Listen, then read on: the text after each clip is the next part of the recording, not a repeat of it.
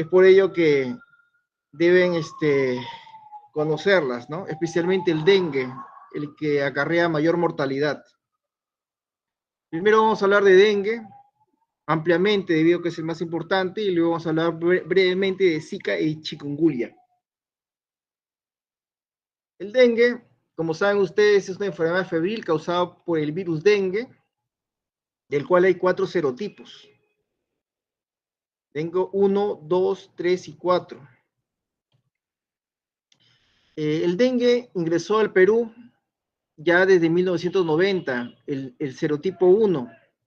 Luego el 2, 2001, el 3 también el 2001 y el dengue 4 también el 2001. Y actualmente en el Perú eh, están los 3 serotipos, mayormente el dengue tipo 1, como vemos acá, pero también en una buena proporción el dengue tipo 2 y en mucho menos proporción el dengue tipo 3. El vector del virus del dengue es el Aedes aegypti, este mosquito, que está endémico en casi toda América, ¿no? Vive cerca o dentro de las casas y pues frecuentemente nos pican, ¿no? La distribución de este vector necesario para la transmisión del dengue, como ven ahí, es toda la selva, selva alta, selva baja, así como la costa centro y costa norte del Perú. Da una variedad de síntomas clínicos. Muchas veces es asintomático y otras veces muy grave, que puede llevar al shock y la muerte. No hay tratamiento específico para el dengue, no hay un antiviral que lo detenga. Mayormente el tratamiento es de soporte. Generalmente en nuestro país las temporadas de dengue es el primer semestre del año. Acá tenemos un poco de su fisiopatología, como ven ustedes, después de un periodo de incubación asintomático comienzan los síntomas, principalmente fiebre, aparte de artralgias y mialgias, ¿no? Y posteriormente se va desarrollando la respuesta de anticuerpos y la respuesta de linfocitos, los cuales son más altos y más precoces cuando se produce una segunda infección, o sea, al paciente que ya le dio dengue de un serotipo, le da dengue de otro serotipo.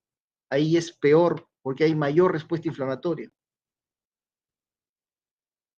Acá vemos cómo el dengue se introduce a través de la picadura de la piel, luego este virus se reproduce en las células inmunitarias locales, se replica a sí mismo en los ganglios linfáticos, luego estos van a producir una variedad de citoquinas, las cuales van a producir una inflamación sistémica. Y esta inflamación sistémica principalmente va a actuar sobre los vasos sanguíneos, va a producir una disfunción endotelial. Y la disfunción endotelial es la que produce, pues, extravasación del plasma a los tejidos. Si esto pasa, pues el paciente va a entrar en hipotensión, en shock. Asimismo, puede dañar directamente también varios órganos. Es decir, la manera como llegamos al dengue grave es más que todo por nuestra respuesta inflamatoria. De esta manera, el dengue grave va a actuar como un shock séptico viral. Y aquí, pues, lo más importante es el soporte. Acá no funciona ningún antibiótico, acá no es el problema de una bacteria. Entonces vamos a ver que el dengue tiene tres fases. Una primera fase febril, que dura entre 3 a 7 días. En esta primera fase, pues, va a haber fiebre, malestar general, mialgias, a veces aparece un rash. Es clásico el dolor retroocular, aunque los pacientes que he tenido con dengue, muy pocos me han referido eso. Más que todo es malestar general, mialgias y fiebre alta, sin otro foco aparente. Luego, cuando deja ser fiebre, entra en la fase, puede entrar en la fase crítica los pacientes. La fase crítica es un periodo que dura entre 2 a 3 días, en los cuales se produce la disfunción endotelial que va a producir la extravasación de plasma a los tejidos, y el paciente puede entrar en disfunción orgánica y en shock, ¿no? Entonces, ojo con el dengue. Aquí hay una característica muy clara y especial. El momento más peligroso del dengue es cuando ya dejó de hacer fiebre. El momento más peligroso son las próximas 48 o máximo 72 horas después del último pico febril. Es ahí donde entran en los pacientes, algunos pacientes llegan a ser dengue grave y pueden fallecer. Después de 72 horas de ya haber dejado ser fiebre, el paciente, si ha sobrevivido a esta etapa crítica, pues ya queda una fase de recuperación simplemente y normalización de las alteraciones de laboratorio y de otros síntomas que pueda tener, ¿no? Acá vemos en el cuadro, por ejemplo, durante la fase crítica, cómo el hematocrito aumenta. ¿Por qué aumenta? Porque hay hemoconcentración. ¿Y por qué hay hemoconcentración? Porque hay extravasación de plasma a los tejidos por la disfunción endotelial. Asimismo, las plaquetas bajan. ¿Por qué bajan las plaquetas? No tanto por sangrado, sino es por una lesión propia de la inflamación sobre la producción de la médula ósea. Y estas plaquetas luego suben. Realmente esta plaquetopenia no es intensa, no es al punto de producir hemorragias, pero es un dato que te dice que este paciente que está haciendo plaquetopenia puede llegar a dengue grave. Y el rash aparece a veces en la segunda, en la tercera fase también. Es un rash pruriginoso, como vamos a ver ahora. Bueno, vamos a tomar de fuente principal la norma técnica del MINSA para dengue, publicada el año pasado, ¿no? Y vamos a presentarla acá de una manera un poquito más ordenada en algunas diapositivas, ¿no? Verán que mis diapositivas tienen mucho párrafo, porque la idea es que esta diapositiva no solo sirva para presentar la enfermedad, sino sirva como una pequeña monografía, resumen, para que estudien ustedes, ya que hay mucho que leer sobre este punto. En primer caso, ¿cómo se diagnostica el dengue grave? El caso probable de dengue sin signos de alarma. Habíamos visto en este cuadrito que hay 3 clasificaciones para el dengue. Dengue sin signo de alarma, dengue con signo de alarma y dengue grave. 3 clasificaciones. ¿Cuándo decimos que es un dengue sin signo de alarma? Es la persona que está con fiebre, menor o igual a 7 días de fiebre, que vive o ha visitado un área de transmisión de dengue, ¿no? Donde pues hay infestación por Aedes aegypti. Esto en los últimos 14 días, antes del inicio de sus síntomas. Y que tiene a la vez 2 o más de los siguientes síntomas, como son cefalea, mialgias, artralgias, dolor articular, retroauricular, ocular, náuseas, vómitos, algún rayo exantema. ¿Okay? Asimismo, el hallazgo de leucopenia en el hemograma, ¿no?, aumenta la posibilidad de un dengue. Y en niños, basta el dato de fiebre, ¿no?, para considerarlo como un caso probable, ¿no? El niño a veces no manifiesta estos síntomas o no son claros en ellos, ¿no? ¿Cuándo se considera un caso de dengue con signo de alarma? Aquel paciente que tiene los signos anteriores que hemos manifestado, pero adicionalmente a lo anterior presenta uno de los siguientes signos de alarma. ¿Cuáles son? Dolor abdominal intenso y continuo, o un dolor a la palpación de abdomen, vómitos persistentes, sangrado en mucosas o en piel, puede ser gingivorragias, epistaxias, metorragias, hipermenorrea, hematomas, está con letargia, inquietud o irritabilidad, se le diagnostica un derrame seroso, ya sea por estudio de imágenes o examen clínico, por ejemplo, ascitis, derrame pleural, derrame pericárdico, que presenta lipotimia, que presente hepatomegalia, más de 2 centímetros debajo del reborde costal, o en todo caso, un aumento progresivo del hematocrito. Presenta uno de estos signos de alarma y ya es un dengue con signos de alarma. Ojo con estos diagnósticos. Sobre esto probablemente vengan las preguntas. Y porque la clasificación es importante. Según cómo las clasifiques, lo vas a tratar como vamos a ver más adelante. Estos pacientes con síndrome de alarma se hospitalizan definitivamente. Y tratamiento endovenoso.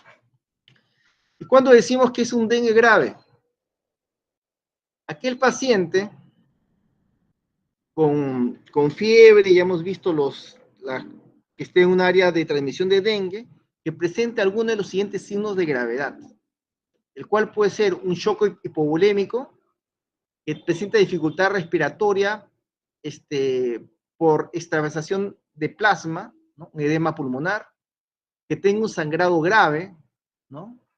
Una hematemesis, melena, metorragia voluminosa, sangrado del sistema nervioso central, o en todo caso un compromiso grave de órganos, que puede ser miocarditis, una encefalitis o una hepatitis, ¿no? Especialmente en el dengue, normalmente de los que se hospitalizan tienen una, una significativa elevación de transaminasas, aspidomina de TGO. Pero si estas transaminasas son más de 1000, ya es un dengue grave. Tiene que ser TGO o TGP más de 1000 para decir que es una hepatitis importante y que se considere de dengue grave. Dengue grave, pues, el manejo es de cuidados intensivos, ¿no? Muy bien. ¿Y cuándo decimos que se confirme el dengue?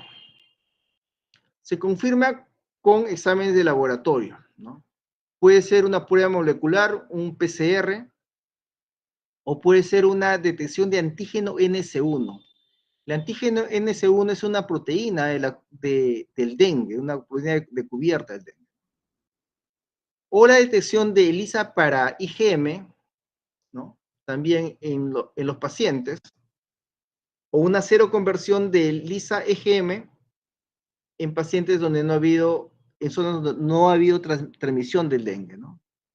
También se puede confirmar por aislamiento viral del virus o en todo caso por estudio histopatológico de los tejidos en pacientes ya fallecidos.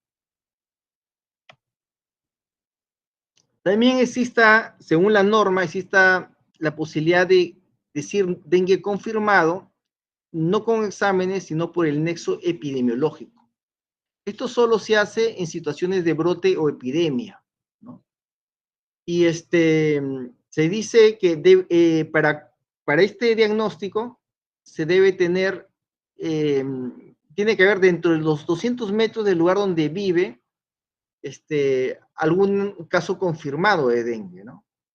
Dentro de las 2 semanas previas al inicio de los síntomas. Sin embargo, el diagnóstico de nexo epidemiológico solo aplica para dengue sin signo de alarma,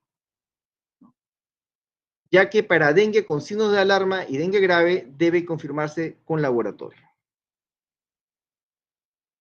¿Y cuándo se descarta dengue? Pues cuando los diversos estudios han resultado negativos, tal como ustedes los verán ahí explicado en esta parte, ¿no? Ahí están los códigos CIE-10 del dengue, las tres categorías que hemos manifestado: dengue sin signo de alarma, dengue con signo de alarma y dengue grave. El cuadro clínico. Como le dije, puede haber casos asintomáticos y casos muy severos que pueden llevar a la muerte. En el primer periodo de la enfermedad, la fase febril obviamente se caracteriza por fiebre.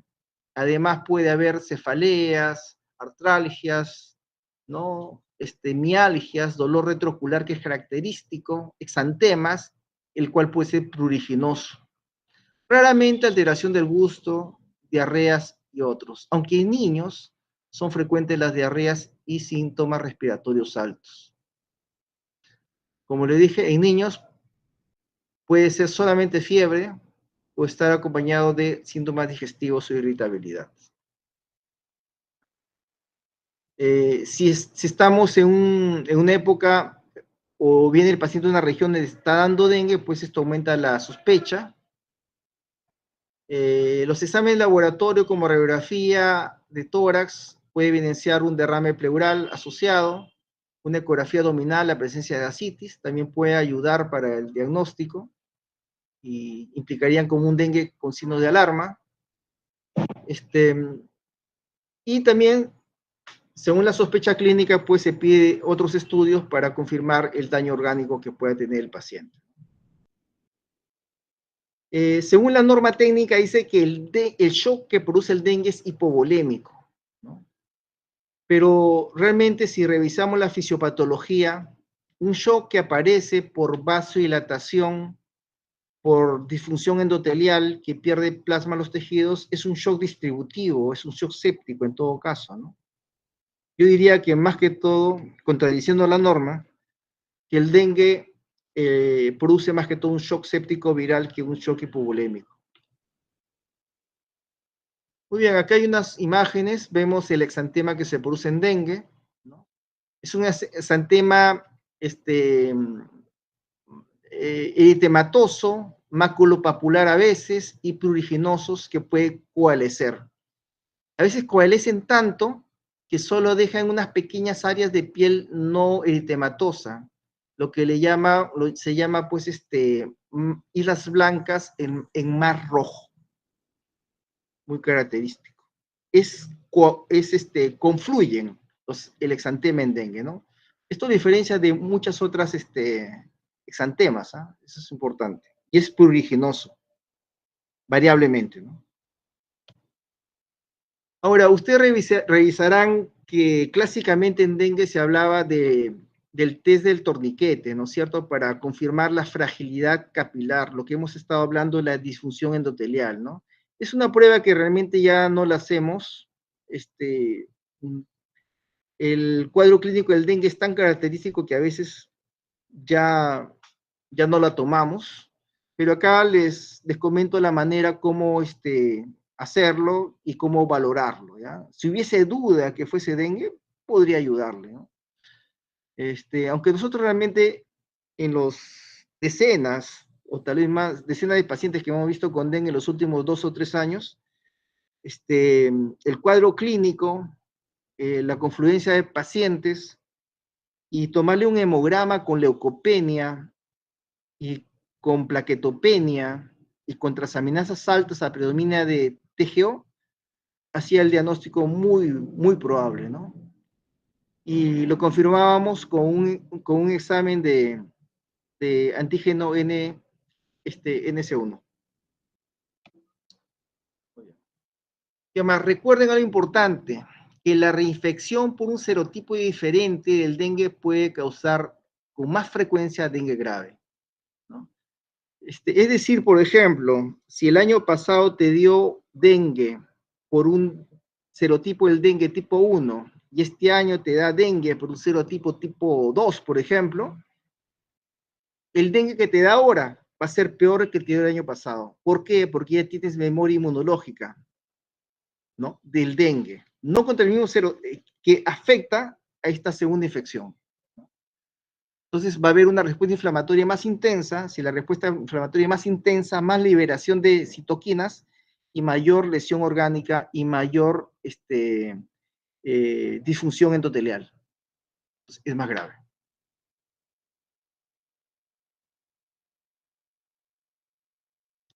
También dice la guía que en la fase de recuperación algunos pacientes cursan con alguna infección bacteriana agregada, la cual tratan con antibióticos. Bueno, sinceramente, en las decenas de pacientes con dengue que he tenido en los últimos 3 años, ninguno ha tenido sobreinfección bacteriana. Pero eso dice la norma, bueno, deben tener su experiencia. Hay que tener cuidado de no sobrehidratar a los pacientes, ¿ya? Porque a veces el problema está cuando le pasamos demasiado líquido y luego ya pues el paciente se entra en edema pulmonar, hipertensión, anasarca por eso. Entonces tiene que haber un balance adecuado y valorar el estado de hidratación constantemente en estos pacientes. El dengue en el recién nacido, en el lactante, tiene características especiales, ¿ya? Es cierto que la madre puede pasar anticuerpos al niño, y estos anticuerpos pueden hacer que el dengue sea grave en el niño si se infecta por un serotipo distinto. Se puede tomar sangre de cordón para la confirmación de de la infección. Aunque la mayoría de los recién nacidos cursan asintomáticos, puede darse casos severos de dengue. Cuando da síntomas, los síntomas pueden ser severos, ¿no? Presentando fiebres, antemas, petequias, hepatomegalias, ¿no? Y un cuadro de sepsis, incluso llegando a tener una mortalidad elevada, ¿no?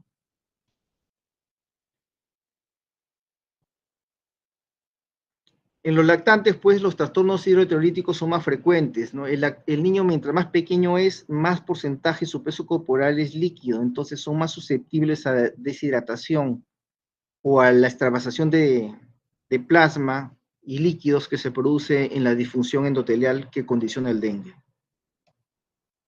El diagnóstico diferencial del dengue, el dengue se presenta realmente como una fiebre sin foco.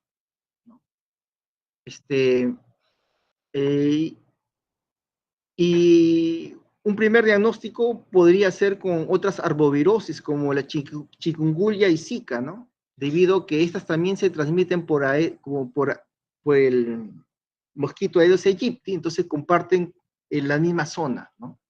De distribución. Pero también con otras enfermedades febriles, ¿no? Sin foco evidente, como dije, una leptospirosis, influenza, hepatitis viral, COVID-19, malaria, sarampión, rubiola, tifoidea, fiebre amarilla, meningococemia, esterquiosis, así como una pielonefritis, por ejemplo, ¿no? Aunque, a ver, ¿alguien puede apagar? Muy bien. ¿Qué más? Asimismo como sepsis, discrecias sanguíneas, abdomen agudo, ¿no? Tenemos un niño febril con derrame con ascitis, por ejemplo, ¿no? Uno puede pensar que es una apendicitis complicada, el cual se puede dar en niños, y tal vez es dengue. Y si el paciente está con shock por dengue, pues hay que ver qué ha pasado, ¿no? Alguna meningoxemia, un shock séptico. En adolescentes, un embarazo ectópico, una hemorragia digestiva. Entonces, es amplio el diagnóstico diferencial. Hay que ver cada caso según su manifestación. Hay un cuadrito en la cual trata de distinguir los síntomas entre estas tres tipos de arbovirosis y vemos que el Zika, como vamos a ver más adelante, se caracteriza porque produce mucho exantema y conjuntivitis. Chikungunya se caracteriza principalmente por artralgias y artritis. Y el dengue es el único que produce hemorragia y shock. Los tres producen fiebre, ¿eh? Y exantemas, ¿no? Pero hay ciertas características que orientan más al diagnóstico de uno que de otro, ¿no? Y el más frecuente en nuestro país en los últimos años ha sido el dengue, definitivamente. Acá hay otro cuadrito que lo dejo para que revisen. Exámenes. Bueno, si el paciente ha fallecido, pues hay que tomarle un examen histopatológico. El paciente en quien se sospecha, pues, de extravasación de líquido de los tejidos o para el diagnóstico diferencial se puede pedir radiografías, ecografías. Y recordar siempre que si bien hay examen laboratorio que nos ayudan, el diagnóstico es fundamentalmente clínico, ¿no? La clínica siempre hay que tener presente. Especialmente, no hay que pensar que también que todo es dengue, ¿no? Porque en un área donde está dando dengue, puede haber pues sepsis, puede ser meningitis, puede haber apendicitis, puede haber osteomielitis, puede haber endocarditis, puede haber muchas otras infecciones. Entonces siempre hay que tener un buen enfoque clínico al respecto. Si el paciente está en sus primeros 5 días de fiebre, pedimos una prueba molecular, la cual suele demorar. Lo que nos sale más rápido es un examen de ELISA para antígeno NS1, ¿no? Es lo que generalmente hemos tenido en la emergencia, ¿no? Y en unas horas tenemos el diagnóstico. Si el paciente tiene más de 5 días, pues se pide una ELISA para IgG. Acá no es IgM, ya es IgG, por favor, acá lo corrijo. Acá está, mejor dicho. Paciente con tiempo de enfermedad, de fiebre 5 días o menos, una una ELISA para detectar antígeno NS1 o una prueba molecular. Y para pacientes mayor de 6 días, un ELISA para IgM. Disculpen, aquí anterior está bien, es un ELISA para IgM, ¿ya? Está bien, está bien.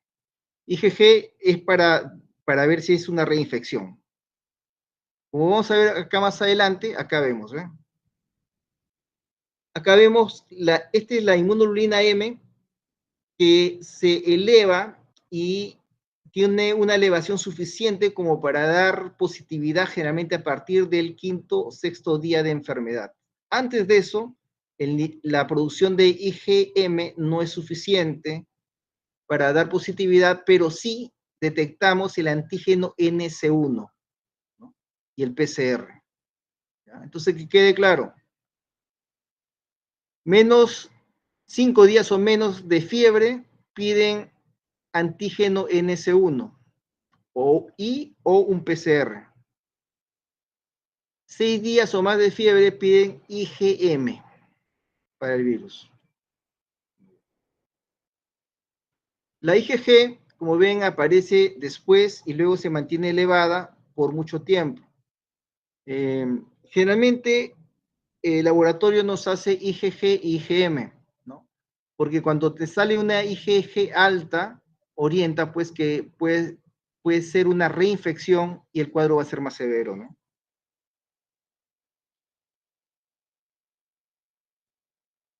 Un examen negativo en los primeros días no descarta la presencia de dengue.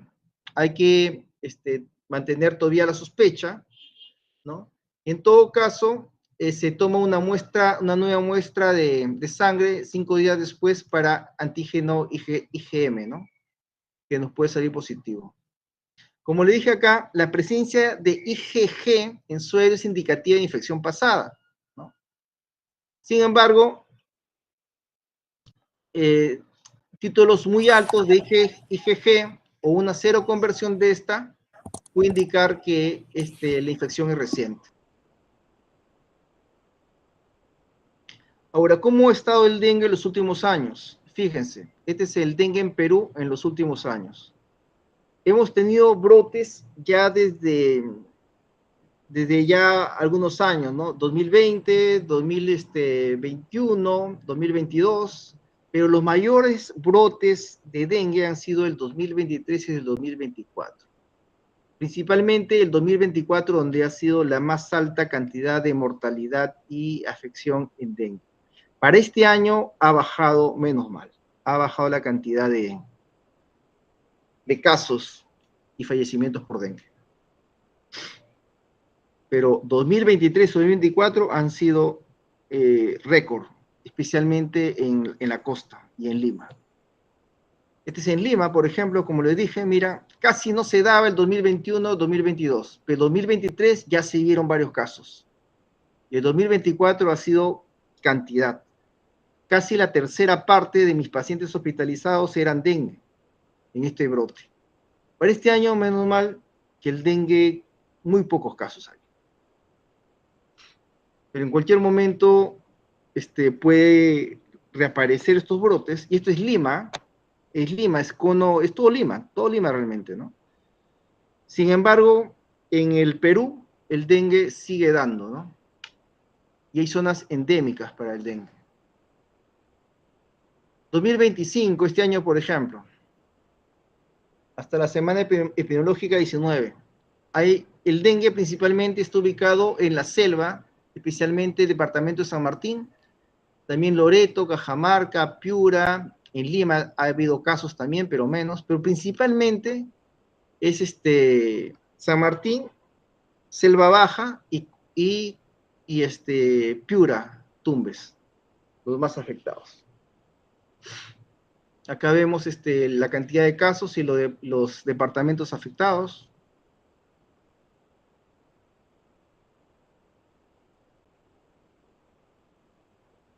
Y el número de muertes que ha habido en los últimos años, por ejemplo. 2021, 7 muertos, todo el Perú, ¿eh?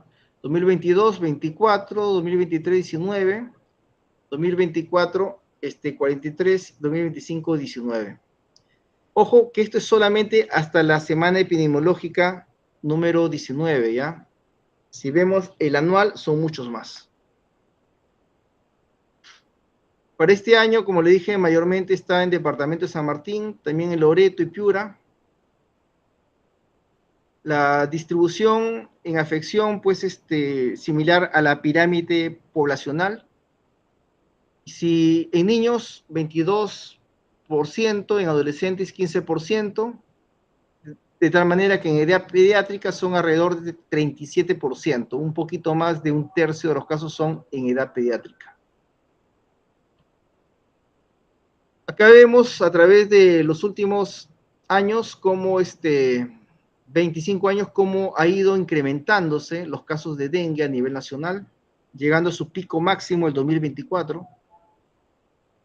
Y acá vemos la distribución mundial, ven cómo toda América está afectada, ¿no? Toda Latinoamérica, y también hay varios casos en África y en el sudeste asiático. Este es el número de muertes en Latinoamérica, como ha habido un aumento. Este problema no solamente ha sido de Perú, sino de Latinoamérica. Y el primer gran brote de dengue que hemos tenido fue el 2023, como le dije, en la cual tuvimos la más alta incidencia de muertes por millón en dengue en toda Latinoamérica y probablemente en el mundo. 6.49 muertes pacientes por millón de habitantes, ¿no? El dengue nos sorprendió desprevenidos, no estábamos capacitados, afectó áreas donde normalmente no da dengue, y la mortalidad en Ica, Lima, en la costa norte, fue muy alta, ¿no?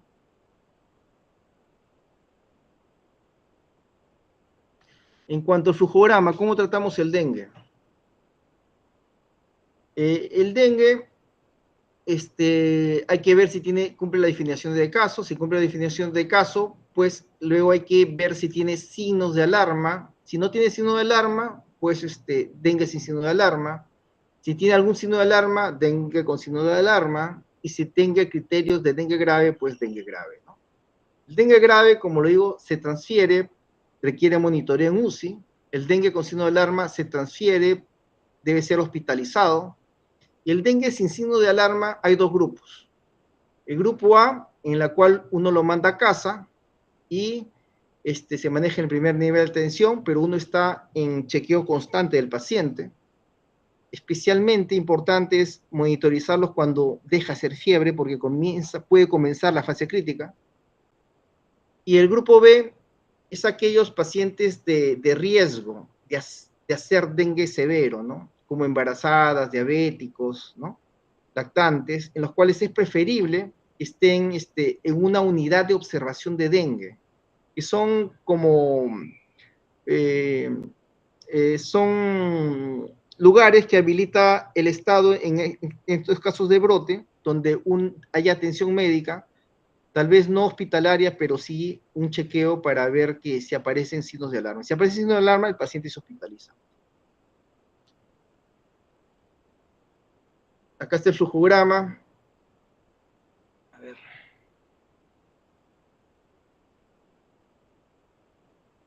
¿Qué hacemos con el dengue con signos de alarma? ¿No?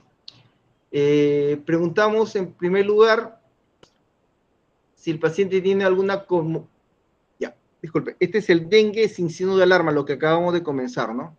Si no hay comorbilidades sociales ni de salud de riesgo, pues tratamiento en la casa, ¿no? En la casa, ¿qué hay que hacer? Tiene que ser reposo en cama, una dieta normal, pero hay que darle más líquidos, indicarle cuáles son los signos de alarma. Ante uno de estos signos de alarma debe regresar a la emergencia por ser hospitalizado. Para la fiebre o dolor, solo paracetamol, no se usa metamizol ni ibuprofeno.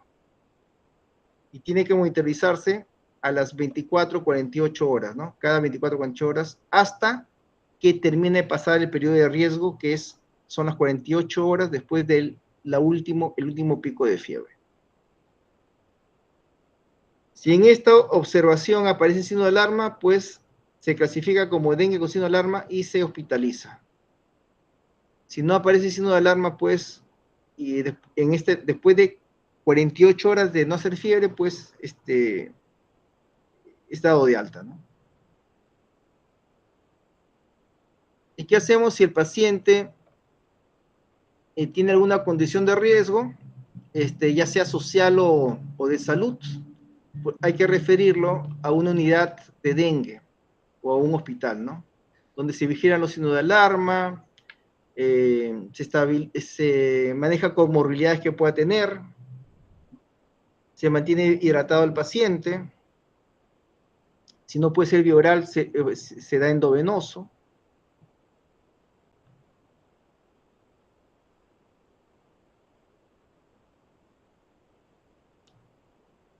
En un dengue con signo de alarma, ¿qué hacemos?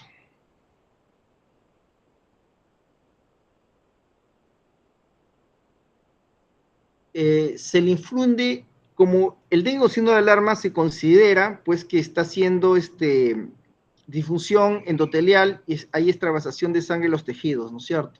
Entonces hay que recuperar el volumen intravascular, para lo cual se infunde solución salina, solución cristaloide, la cual puede ser un lactato de Ringer o solución salina normal al 0,9%. En el CIS, en el Perú no tenemos lactato de Ringer, así que usamos solución salina normal al 9%. ¿Cuánto le pasamos? Entre 5 a 7 mililitros kilo hora en una hora. Y reevaluamos al paciente. Si el paciente mejora, y tiene una diuresis adecuada, ya se le deja a menos volumen de difusión, que son 3 a 5 mililitros por kilo por hora por 2 a 4 horas. Si el paciente sigue mejorando, pues se sigue bajando a 2 a 3 mililitros kilo hora por 2 a 4 horas. Y si sigue mejorando, ya queda con hidratación de mantenimiento y se va reduciendo gradualmente la dosis. Y el paciente obviamente está hospitalizado, ¿no? ¿Cómo sabemos que ha mejorado? Porque hay desaparición progresiva de los signos de difusión hemodinámica, signos vitales se van estabilizando, hay una mejor diuresis, mejora la tolerancia oral y aumenta el apetito del paciente.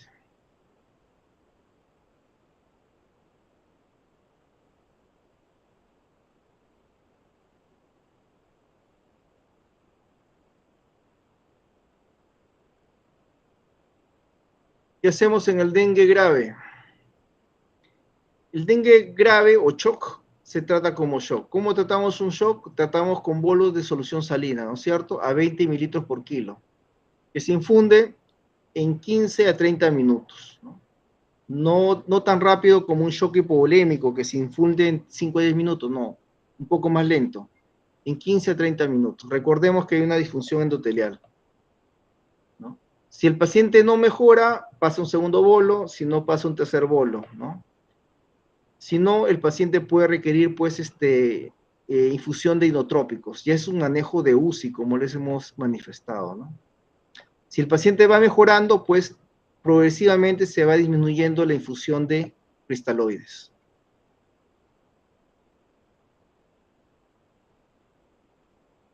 Los criterios para hospitalizar, como ya les dije, se hospitalizan todos los pacientes con shock, dengue severo, especialmente en cuidados intensivos, y se hospitalizan los pacientes con signos de alarma, ¿no? Criterio de hospitalización, presencia de signo de alarma. Con cualquier signo de alarma se hospitaliza. ¿Qué más? También aquellos con síntomas relacionados con shock. Estos van a UCI. Pacientes que tengan hemorragia, disfunción orgánica, examen laboratorio que indica empeoramiento, como elevación del hematocrito, ¿no? Y alguna afección concomitante, por ejemplo, paciente que ya tiene un embarazo complicado, que tiene una infección asociada y hace dengue, pues es mejor que se hospitalice.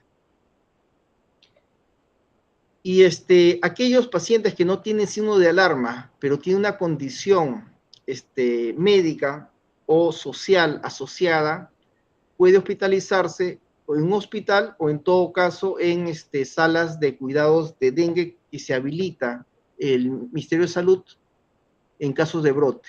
Por ejemplo, paciente embarazada es una paciente de riesgo, es mejor que esté en una sala de observación de dengue. Pacientes con diabetes, hipertensión, úlcera péptica, anemias hemolíticas, ¿no? Aún así estén estables, es mejor mantenerlos bajo una observación. Pacientes con neumonías, asma, EPOC, pacientes con obesidad o sobrepeso y lactantes, menores de 1 año de edad, también es mejor que esté en una sala de unidad, aunque no tenga signos de alarma. Y si tiene circunstancias socioeconómicas, por ejemplo, el paciente vive solo, sería mejor que esté en observación, porque si no, ¿quién lo trae? ¿Quién ve que empeora? Si vive lejos, también es mejor que se quede.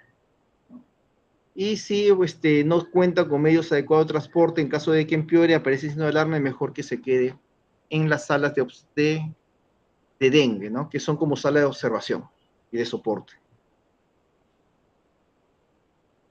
Muy bien, la prevención, el control de mosquitos es fundamental. Sabemos que requiere mosquitos para que se produzca la enfermedad.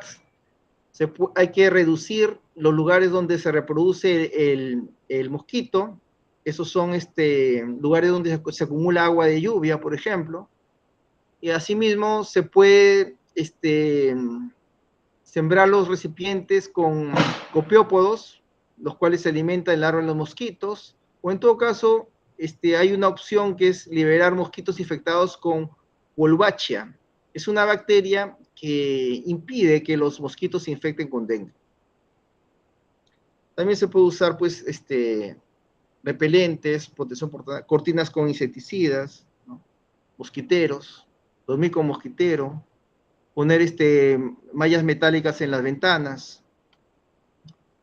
Sobre la vacunación, actualmente hay disponibles 2 vacunas, que es la Dengvaxia y la Denga. Sin embargo, requieren varias dosis y es complicado su utilización, porque requiere hacer el diagnóstico previo de dengue. Sin embargo, actualmente hay una vacuna que está por aprobarse, que es la vacuna Butantan, en la cual ha mostrado una gran efectividad y sería una fácil aplicación, ¿no? Ojalá que sea tan efectiva como se dice y que esté prontamente disponible para evitar esta enfermedad que realmente lleva a muchos pacientes a hospitalizarse y a algunos a fallecer por dengue. Muy bien, vamos a hablar también brevemente de chikungunya.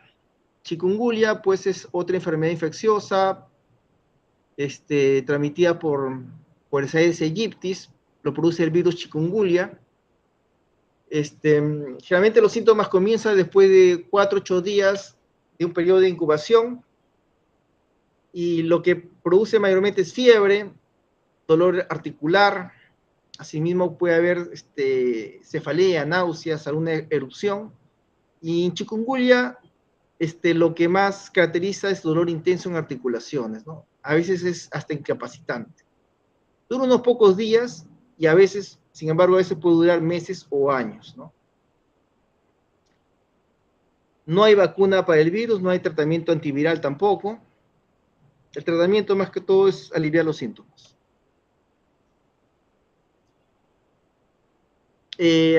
La infección por este virus produce generalmente inmunidad de por vida, es endémica en las Américas, ¿no? La gran mayoría requiere tratamiento ambulatorio, muy poco se hospitaliza, se da reposo en cama, se usa mosquitero para no expandir la infección.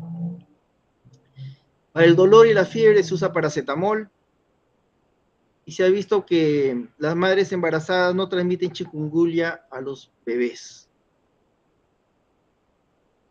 Acá está la distribución. Fíjense que mayormente se está dando en Brasil, Paraguay, Uruguay, ¿no?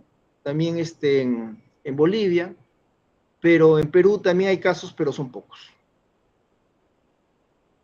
Esta es la distribución de los últimos años de chikungunya.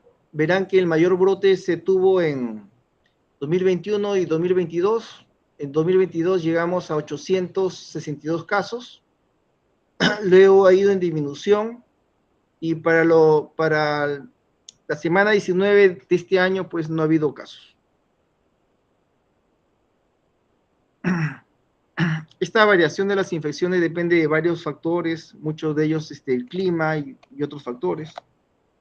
No es que hayamos tenido éxito, creo. Acá está lo manifestado, mayormente en los últimos años se ha dado en Tumbes, San Martín, Piura, Amazonas también, Madre de Dios. Sin embargo, para este año, pues no han reportado casos hasta la semana 19.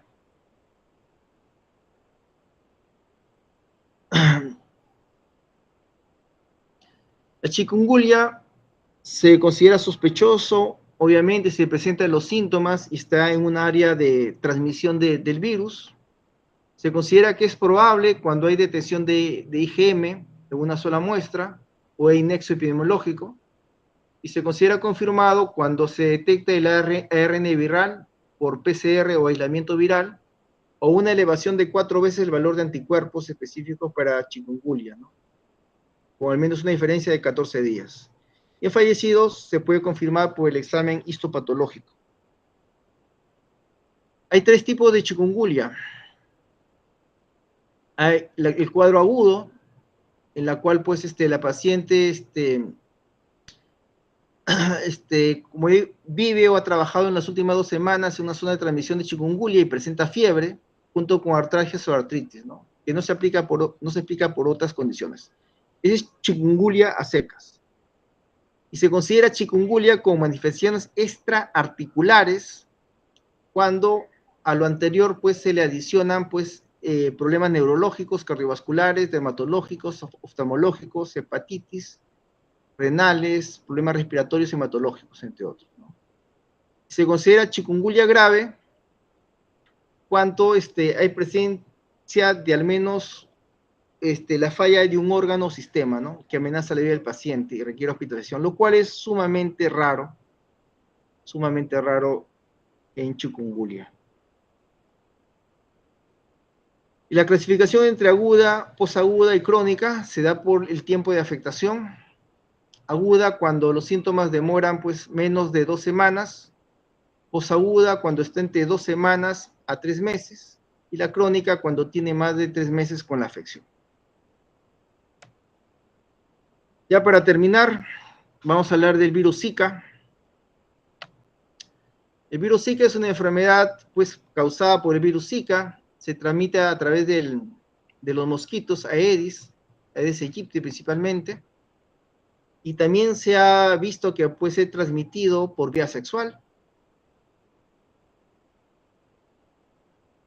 La mayoría de las personas son asintomáticas, un 75%, y aquellas que desarrollan la enfermedad generalmente es un cuadro leve, que incluye un exantema, prurito, conjuntivitis, ¿no? Artralgias, mialgias también puede haber, edema periarticular, fiebre también. Estos síntomas generalmente, igual que el dengue, demoran entre 2 a 7 días. Pero recuerden que chikungunya, en Zika, también lo caracteriza mucho la conjuntivitis, ¿no? Ojos rojos.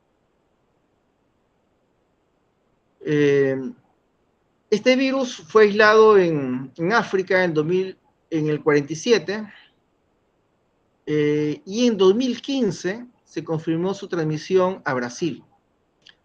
Y en Brasil que se detectó que podía precipitar el síndrome de Guillain-Barré. Y asimismo se le vio asociado con malformaciones del sistema nervioso central en los recién nacidos, ¿no? Mayormente microcefalia. Ya actualmente el Zika es endémico en las Américas. No hay tratamiento antiviral para tratar el Zika. Y existe consenso, pues, que causa microcefalia y síndrome de Guillain-Barré. Acá vemos un pacientito afectado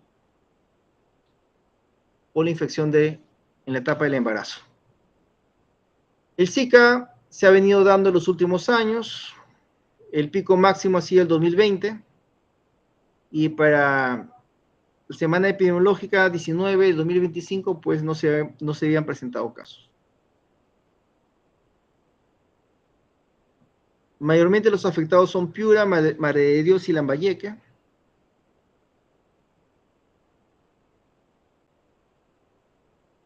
Y se considera un caso sospechoso de Zika cuando una persona presenta exantema súbito, que no se explica por otras condiciones, y que ha visitado áreas epidémicas o endémicas en las últimas 2 semanas anteriores al inicio de los síntomas, ¿no? Y presenta dos o más de los siguientes síntomas: prurito, conjuntivitis, no purulenta, hiperémica, artralgias, mialgias, eritema periarticular y fiebre. Ojo con esta conjuntivitis no purulenta, no se vayan a confundir con el síndrome de Guillain-Barré, que es con el síndrome de la enfermedad de Kawasaki, que también da fiebre y conjuntivitis no purulenta. Se considera que es probable cuando ha habido detección de IgM para el virus Zika en una sola muestra de suero y resultados negativos para otros virus, otros flavivirus endémicos, como son el dengue y el chikungunya. O en todo caso hay nexo epidemiológico con un caso confirmado. Se dice que el Zika está confirmado pues cuando se aísla el germen, ya sea por un PCR, detecta RN del virus, o tiene IgM positivos y una prueba de neutralización por reducción de placa con títulos más de 10, ¿no? Y sin títulos para otros flavivirus. Asimismo, en pacientes fallecidos, pues el examen anatomopatológico, histopatológicos, podía dar el diagnóstico. Muy bien, disculpen lo extensa que ha sido la presentación. Focalícese más que todo en dengue, ¿no? Pero estudien obviamente lo demás, porque por ahí le viene una pregunta de Zika y de chikungunya, y estén preparados que en su serum es probable que le venga estos pacientitos. ¿Alguna pregunta para terminar?